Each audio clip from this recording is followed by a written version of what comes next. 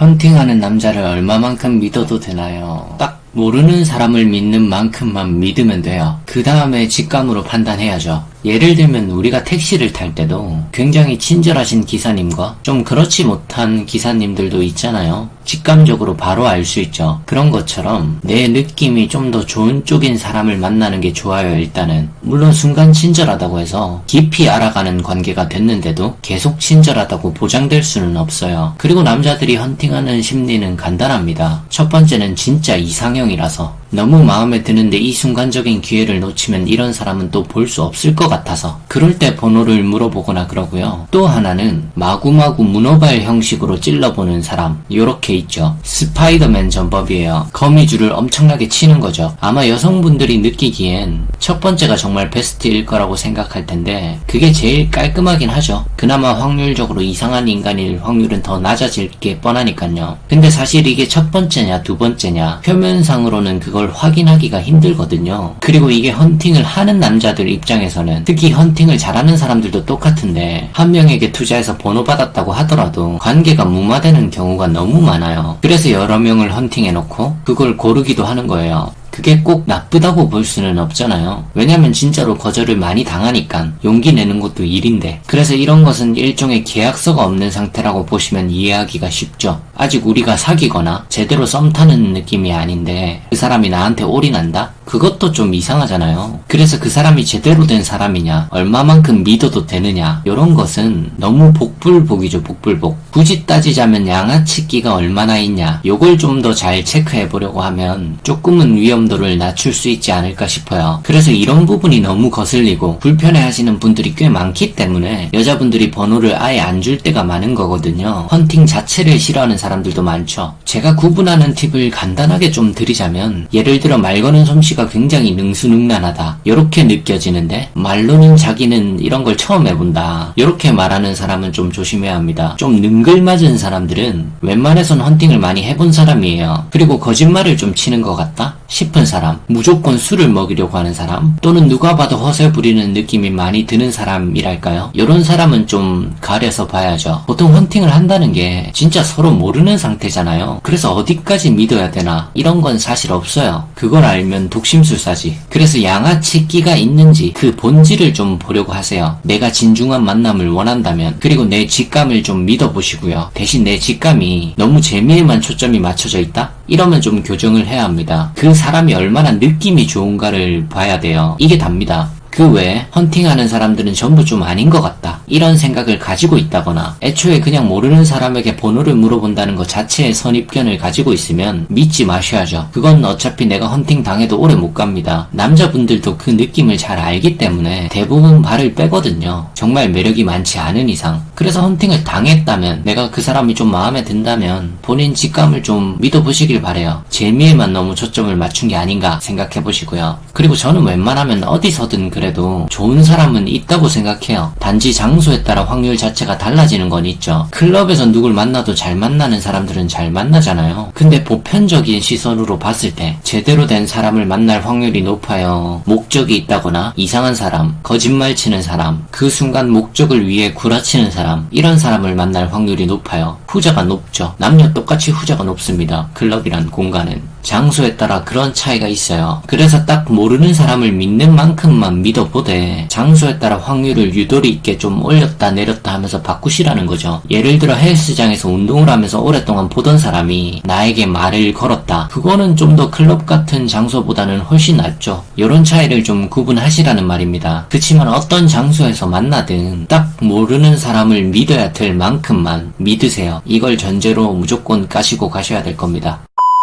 영상이 도움이 되셨다면 구독하기와 좋아요 부탁드립니다.